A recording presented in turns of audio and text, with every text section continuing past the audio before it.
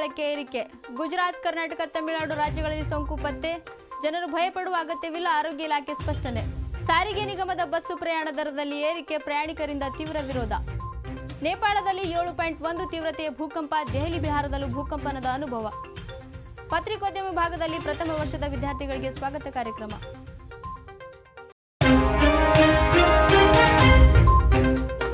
ನಮಸ್ಕಾರ ವೀಕ್ಷಕರೇ, ಅಕ್ಕ ಟಿವಿಗೆ ಸ್ವಾಗತ. ನಾನು ಶಿಲ್ಪಾ ಪವಾರ್. ನೆರೆ ರಾಷ್ಟ್ರ ಚೀನಾದಲ್ಲಿ ಆತಂಕ ಮೂಡಿಸಿರುವ HMPV ವೈರಸ್ ಭಾರತಕ್ಕೆ ಕಾಲಿಟ್ಟಿದೆ. ಬೆಂಗಳೂರಿನ 8 ತಿಂಗಳ ಮಗುವಿಗೆ ಈ ವೈರಸ್ ತಗುಲಿರುವುದು ಮತ್ತಷ್ಟು ಆತಂಕಕ್ಕೆ ಕಾರಣವಾಗಿದೆ. ಬೆಂಗಳೂರಿನ ಖಾಸಗಿ ಆಸ್ಪತ್ರೆಯಲ್ಲಿ ವೈರಸ್ ಪತ್ತೆಯಾಗಿದ್ದು, ಜ್ವರ ಬಂದ ಮಗುವಿನ ರಕ್ತದ ಸ್ಯಾಂಪಲ್ಗಳನ್ನು ಪರೀಕ್ಷೆ ಮಾಡಿದಾಗ ಈ ಸೋಂಕು ಇರುವುದು ಬೆಳಕಿಗೆ ಬಂದಿದೆ.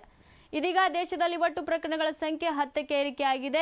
ಗುಜರಾತ್, ತಮಿಳುನಾಡು, ಮಹಾರಾಷ್ಟ್ರ ರಾಜ್ಯಗಳಲ್ಲಿ ಸೋಂಕು ಪತ್ತೆಯಾಗಿದೆ. ಈ ಹಿನ್ನೆಲೆಯಲ್ಲಿ ಕೇಂದ್ರ ಆರೋಗ್ಯ ಇಲಾಖೆ ಸ್ಪಷ್ಟನೆ ನೀಡಿದ್ದು, ಇದು ಸಾಮಾನ್ಯ ಜ್ವರ, ಜನರು ಆತಂಕ ಪಡುವ ಅಗತ್ಯವಿಲ್ಲ ಎಂದು ತಿಳಿಸಿದ್ದಾರೆ. ರಾಜ್ಯದ 4 ಸಾರಿಗೆ ನಿಗಮಗಳ ಬಸ್ಸು ಪ್ರಯಾಣದ ದರದಲ್ಲಿ ಶೇಕಡಾ 15 ಏರಿಕೆ ಮಾಡಲಾಗಿದೆ. ಪರಿಷ್ಕೃತ ದರದ ಜನವರಿ 5ನೇ ತಾರೀಕಿನಿಂದ ಜಾರಿಗೆ ಬಂದಿದೆ. ಇದೀಗ ಸಾರ್ವಜನಿಕ ಸಾರಿಗೆ ಪ್ರಯಾಣ ಜನರಿಗೆ ಮತ್ತಷ್ಟು ದುಬಾರಿಯಾಗಿದೆ.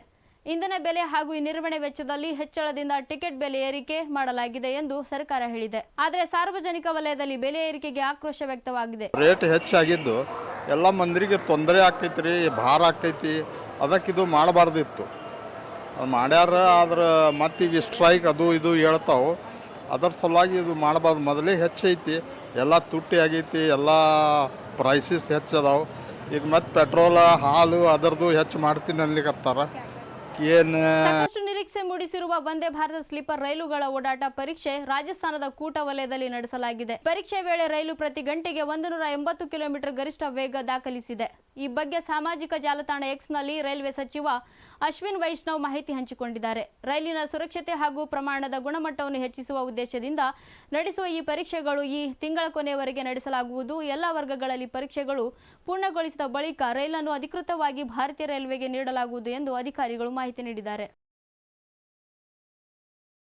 ಇಂದು ಮುಂಜಾನೆ ನೇಪಾಳದಲ್ಲಿ ಪ್ರಬಲ ಭೂಕಂಪನದ ಅನುಭವವಾಗಿದೆ. ರಿಕ್ಟರ್ ಮಾಪಕದಲ್ಲಿ 7.1ರಷ್ಟು ತೀವ್ರತೆ ದಾಖಲಾಗಿದೆ. ಭೂಕಂಪದ ಪ್ರಭಾವ ಭಾರತದ ಬಿಹಾರ್, ಪಶ್ಚಿಮ ಬಂಗಾಳ ಮತ್ತು ದೆಹಲಿ NCRನಲ್ಲೂ ಗೋಚರಿಸಿದೆ.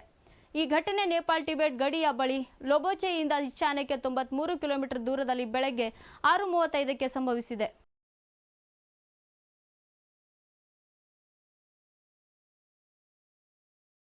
ಕರ್ನಾಟಕ ರಾಜ್ಯ ಅಕ್ಕ ಮಹಾದೇವಿ ಮಹಿಳಾ ವಿಶ್ವವಿದ್ಯಾನಿಲಯದ ಪತ್ರಿಕೋದ್ಯಮ ಮತ್ತು ಸಮೂಹ ಸಂವಹನ ವಿಭಾಗದಲ್ಲಿ ಪ್ರಥಮ ವರ್ಷದ ವಿದ್ಯಾರ್ಥಿನಿಯರ ಸ್ವಾಗತ ಕಾರ್ಯಕ್ರಮವನ್ನು ನಿನ್ನೆ ವಿಭಾಗದಲ್ಲಿ ಹಮ್ಮಿಕೊಳ್ಳಲಾಗಿತ್ತು.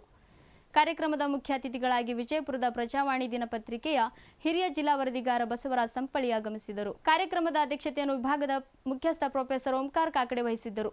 ಸಮಾರಂಭದಲ್ಲಿ ವಿಭಾಗದ ಉಪನ್ಯಾಸಕರು, ಸಂಶೋಧನಾ ವಿದ್ಯಾರ್ಥಿನಿಯರು ಹಾಗೂ ವಿದ್ಯಾರ್ಥಿನಿಯರು ಪಾಲ್ಗೊಂಡಿದ್ದರು.